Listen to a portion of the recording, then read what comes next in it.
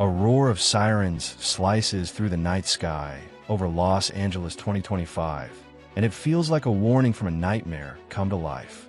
The city that once sparkled on travel guides now smolders in real time. Filmed by every trembling phone on the boulevard, glitter once poured across Hollywood sidewalks like fairy dust. Yet today a thick soot coats the same pavement where tourists used to pose for star photos. Families shoved from their apartments drag mattresses on a cracked asphalt and try to rest while cars inch past in shock. Dreams that once lifted the California legend now sag under the weight of crushing rent, lost jobs, and empty cupboards. People stare at the faded posters of blockbuster films and wonder why their own stories took such a cruel twist. Drive slowly through Skid Row, and you do not need headlines to understand the emergency. Cardboard shelters line the curb, each one hiding diplomas, family snapshots, and birth certificates now as fragile as the damp blankets around them. The American dream lies face down in the gutter, and nobody yells cut, because this is not fiction.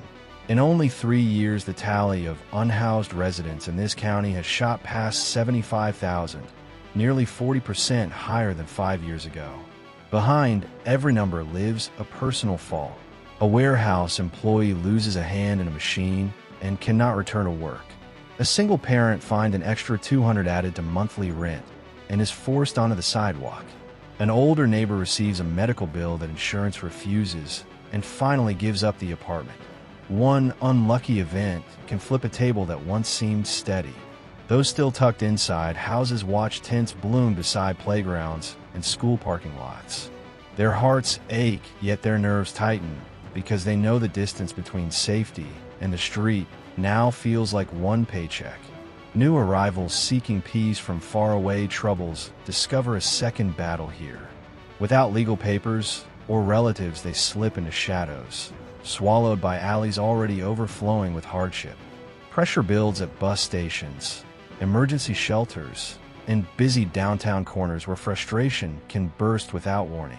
Police units no longer sweep every block because funding dries up and officers are reassigned. Charity crews stretch food lines until dawn and still must turn families away. Under freeway bridges, voices echo through piles of trash and broken bottles as hope thins like cheap fabric. This place once marketed itself as the stage where anyone could succeed. Yet today that same stage feels cursed, its spotlight stuck on suffering. The California sunset still turns buildings gold, yet the glow now coats rows of tents and eyes full of worry. Can that fading light keep the dream alive when empty stomachs and freezing nights shout louder? Look closer at life on the edge. Workers dressed in press shirts clock in at dawn, process packages, answer calls, smile at customers, and swipe ID cards that still read employee. When shifts end, they slip behind the wheel of battered vans or crawl under tarps tucked behind supermarkets. They pay taxes like everyone, yet the rent curve climbed faster than their wages and tossed them outside. Meet Mona. She holds a master's degree in mathematics and engineering and once earned $25 an hour from a remote company. Then the Thomas Fire roared across her hillside and erased every photo, book, and blanket in one terrifying night. The next morning, hundreds faced open sky where their bedrooms had stood. Mona now waits in line at a public shower, clutching a backpack that holds her last pair of shoes and the certificate proving her education. City planners draw up blueprints for affordable housing, yet cranes stand idle because budgets stall and neighbors protest new construction, fearing lower property values. Meanwhile, vacant luxury condos glimmer above empty lobbies, their prices locked far beyond reach for anyone earning honest wages. Stories like hers multiply every week, and each one adds a note of dread to the city soundtrack. Traffic reports mention slow lanes beside tent encampments. Weather forecasts urge caution for people sleeping outside during the coming heat wave. News anchors read statistics, yet the true temperature of fear and grief never fits on a chart. The gulf between dazzling wealth and raw need has never felt wider. Luxury billboards flash designer handbags worth more than an entire camp of possessions. Giant screens tease the newest gadget while children nearby piece together broken toys from a trash bin. These contrasts sting more sharply than any scriptwriter could imagine. Still, inside the fog of pain, a question refuses to vanish. Can the fractured pieces of hope ever be gathered and mended? Solutions will demand bold imagination, fair policy, and relentless compassion. Until those pieces join, the dream remains a puzzle scattered on concrete under a fading marquee that once promised endless possibility. Mona's world fell apart in one fiery night, and the ashes still cling to her dreams like a curse. Her house is gone, her phone melted, her laptop turned to charcoal, and with those simple tools vanished her place in the job market. Try to picture the next morning. No shower to rinse off smoke, no iron to press a clean shirt, no printer to run off a sharp resume. Even the best qualifications shrivel when a hiring manager smells street dust on your clothes. Mona's wildest wish is not fame or riches. She just longs for a door that locks, a warm bath, and a mirror where she can brush her hair in peace. She stands with an entire generation that once trusted the American promise, yet now sleeps in cars, tents, and shipping containers.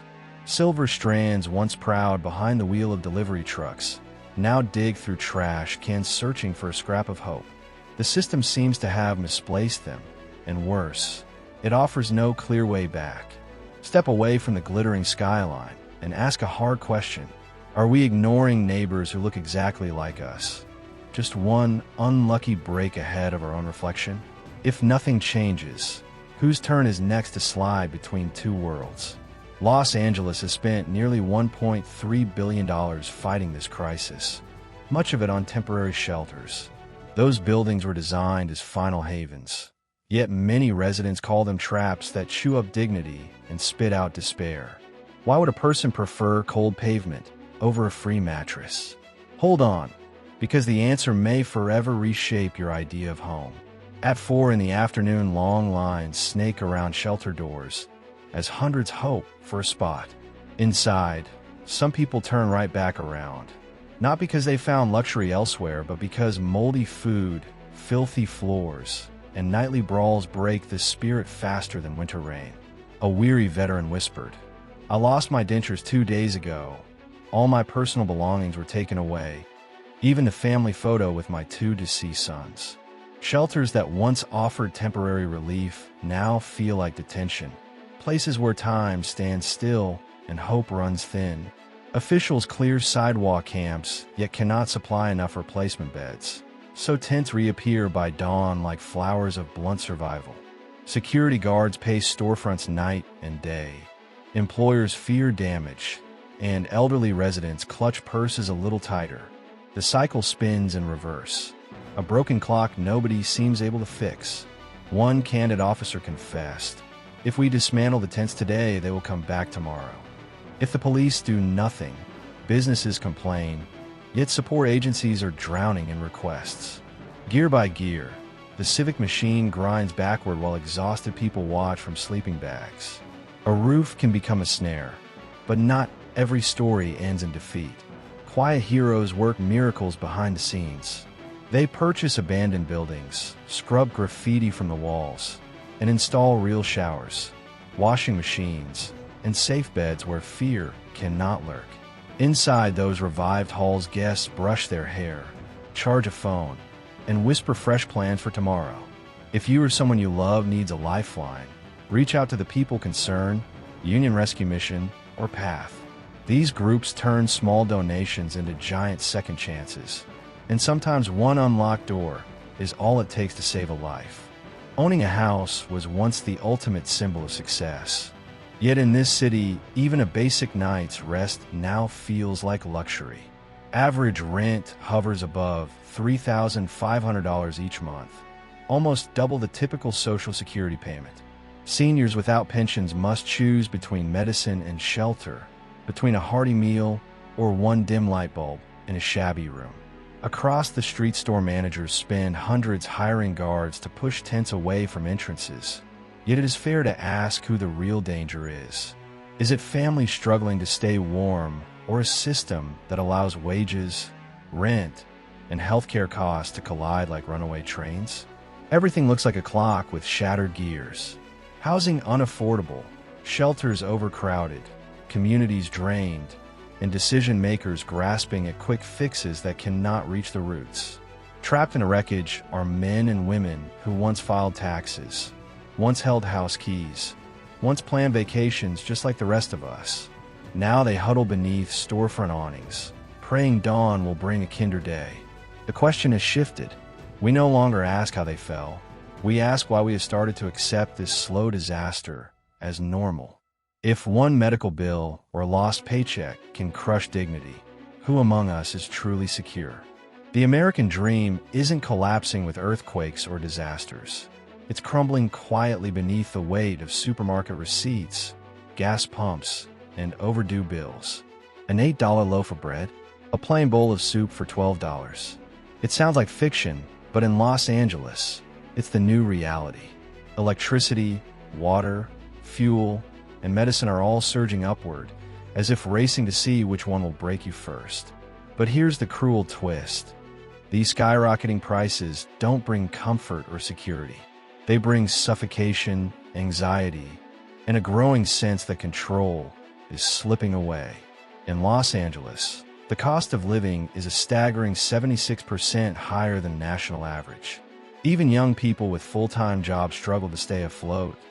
But for the elderly, many of whom lived through the Great Depression, this is a nightmare without an end. These are people who raised children, saved pennies, and trusted that old age would come with peace. Now, many are choosing between food or medicine just to make it through the month. But travel across town and you'll see something completely different. Packed coffee shops, glittering villas with infinity pools, and art shows where a single ticket costs $150. Two versions of Los Angeles, one shining, one suffering, existing side by side but unable to touch. This isn't just a wealth gap. It's a gap between those who still have choices and those who don't have any left. Local businesses are feeling the pressure too. Store owners complain that longtime middle-aged customers, once regulars, have vanished.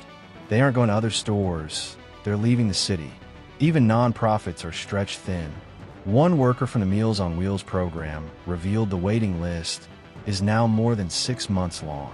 That means countless elderly people, alone and hungry, are left waiting in silence in what used to be a sunny paradise. There was a time when America stood for dignity in aging. But today, if you're deciding between insulin and dinner, is the American dream still a dream? This isn't someone else's problem anymore. It's not far away. It's knocking on our doors, right now, when we start hesitating over basic groceries. When one unexpected bill becomes the difference between health and homelessness, we must ask, what dream are we really chasing? Because for the generation that built this country, that dream is being erased one rent hike at a time. According to the Los Angeles Homeless Services Authority, more than 40% of the unhoused population are over 55. That number has exploded in just the past few years. They were once teachers, nurses, office workers, even veterans. All it takes is one injury, one prescription not covered, one eviction notice, and everything falls apart. And here's the math that doesn't add up. With only $1,200 a month in assistance, how do you cover rent when the cheapest room costs over $3,500? The answer is, you don't. You sleep in your car, if you're lucky, or in a tent, if you're not. And it's not just the elderly. In these tent cities, you'll find teenagers, some who've dropped out of school just to work and survive. Others stay with single parents juggling 2 or 3 jobs, yet still can't keep a roof overhead. Schools now run emergency centers where homeless students can shower, get breakfast, and ask for clean clothes, just to avoid being bullied or left behind. A grocery store owner in Venice shared a moment that shook him. I once helped an older woman get some hot water to make noodles. Later I found out she used to be a nurse at the nearby hospital. Now she lives behind the Costco parking lot. That story stunned people, but only for a moment. Then life moved on, back to normal. But that's the tragedy. This isn't shocking anymore. It's routine. The elderly, The very ones who once taught our kids, healed our sick, and built our roads, are being erased in silence. Not because they failed, but because they ran out of strength to keep up with a world that refuses to slow down. And so we must ask, if one day we are pushed out, who will remember us? Who will speak up when we are the ones forgotten in a city that makes no room for those left behind? When people, from elders to teens, from homeowners to shopkeepers, start leaving not out of desire but desperation, that's no longer a migration. That's a warning. Los Angeles was once the land of golden sun, open doors, and boundless hope. But now, the facts speak for themselves. More than 143,000 people have left Los Angeles County, and the number is still climbing. A massive portion of them are middle-class families and seniors, people who paid their dues, bought homes, and believe they'd grow old here in peace. They're not leaving because they want to. They're leaving because they can't breathe here anymore. Because this city, with all its light and luxury, has become too heavy to carry. Rent in Los Angeles isn't just rising, it's exploding. A simple meal at a low-key diner now costs nearly $20. Even public spaces that used to be free, like parks and parking lots, are now monetized, fenced off, or patrolled with growing tension. But perhaps the most haunting shift is the loss of something far deeper than money, the feeling of safety in your own neighborhood. As the outer zones of the city fill beyond capacity and shelters turn people away, the unhoused population begins moving inward into once stable residential areas. This sparks a dangerous loop. Middle-class families feel threatened and leave, but their departure only deepens the decay of the area they once called home. Small businesses, the heart of every community, are disappearing. One family-run grocery store in Hollywood, serving locals for 3 generations, shut down after being robbed 5 times in 2 months. The owner didn't curse the system. He simply said, "I don't blame anyone, but I know staying here is choosing to fall slowly." One by one, people packed up their lives, not in anger, not in protest, but in quiet heartbreak. A city once named after angels. Yet if angels still walk these streets, why are so many people fleeing just to find peace? And if we all leave, who will stay behind to rescue what's left of this dream?